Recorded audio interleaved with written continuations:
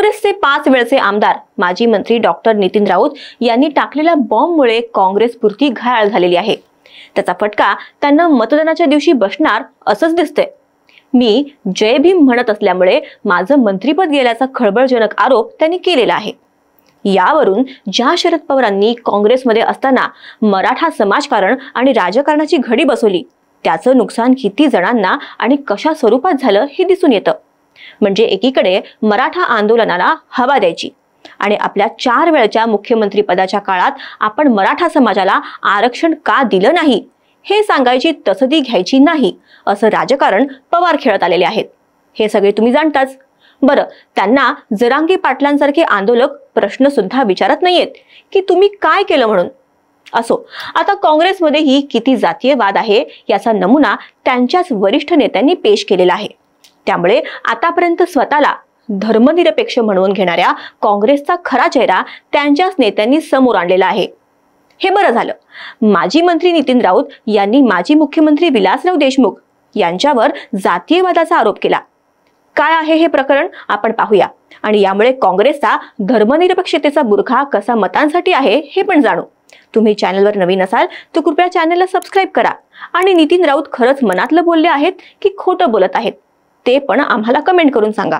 नमस्कार, मी प्राची आणि कॅमेरा मागे आहे मनोज मांडवकर। डॉक्टर नितीन राऊत काँग्रेसमधले अत्यंत उच्च विद्याविभूषित नेते। त्यांनी PhD केलेली आहे, 4 वेळा आमदार असून आता 5व्यांदा रिंगणात आहेत। याच नितीन राऊतांचा एक व्हिडिओ व्हायरल झालाय। बरं, तो निवडणुकीच्या प्रचारादरम्यान झाल्यामुळे त्याला वेगळाच अर्थ लागलाय। विलासराव देशमुख मुख्यमंत्री असताना त्यांना मंत्रिपदाची संधी चालून आली होती, त्यांना मंत्रिपदही मिळणार होतं, पण आपण नेहमी जय भीम असं म्हणत असल्यामुळे आपली मंत्रिपदाची संधी हुकली असा आरोप ते या व्हिडिओमधून करत असल्याची बातमी सकाळ.com ने दिलेली आहे। म्हणजे दैनिक सकाळच्या वेबसाईटवर ही बातमी आहे, तुम्ही ती पाहू शकता। नितीन राऊत त्या व्हिडिओत नेमकं काय म्हणालेत ते जाणूया। विलासराव देशमुख यांचं नाव मुख्यमंत्री म्हणून घोषित झाल्यानंतर त्यांनी मला बोलवलं आणि सांगितलं की कॅबिनेटमध्ये तुमचं नाव आहे, तुम्ही तयारीला लागा। परंतु ज्यावेळी शपथविधी होणार होता त्यावेळी सांगण्यात आलं की यादीतून तुमचं नाव गाळण्यात आलेलं आहे, म्हणून मी 1.5 महिना मंत्रालयात गेलो नव्हतो। 1.5 महिन्यानंतर जेव्हा मी मंत्रालयात कामानिमित्त गेलो तेव्हा मुख्यमंत्र्यांकडे जायला लागलो।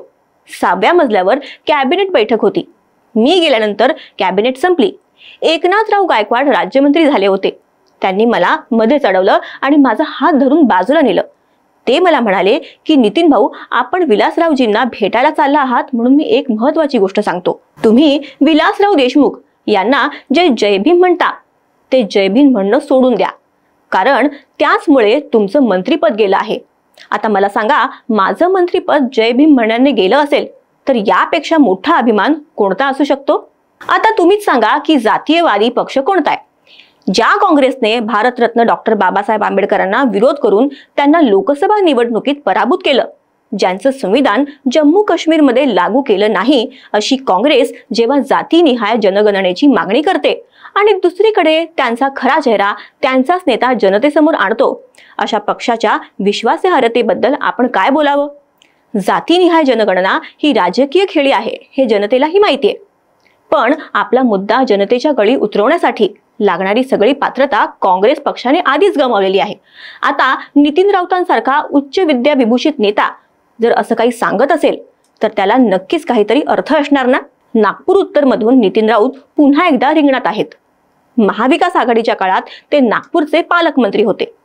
अशा ज्येष्ठ नेत्याने प्रचाराच्या ऐन शेवटच्या टप्प्यात असा आरोप केल्यामुळे काँग्रेसला जोरदार फटका बसणार यात शंकाच नाही। शिवाय त्यांनी काँग्रेसचा खरा चेहरा पुन्हा एकदा जनतेसमोर आणल्यामुळे महाविकास आघाडीमध्ये चलबिचल निर्माण झाली नसेल तर नवलच। तुम्हाला नितीन राऊतांच्या या आरोपाबद्दल काय वाटतं आम्हाला कमेंट करून सांगा। तसंच काँग्रेसची दलित विरोधी भूमिका त्यांनी पुन्हा जनतेसमोर आणली असं तुम्हाला वाटतं का हे देखील सांगा। कृपया चॅनलला सबस्क्राइब करा, व्हिडिओला लाईक करा आणि बेल आयकॉनवर क्लिक करायला विसरू नका। व्हिडिओ शेवटपर्यंत बघितल्याबद्दल धन्यवाद।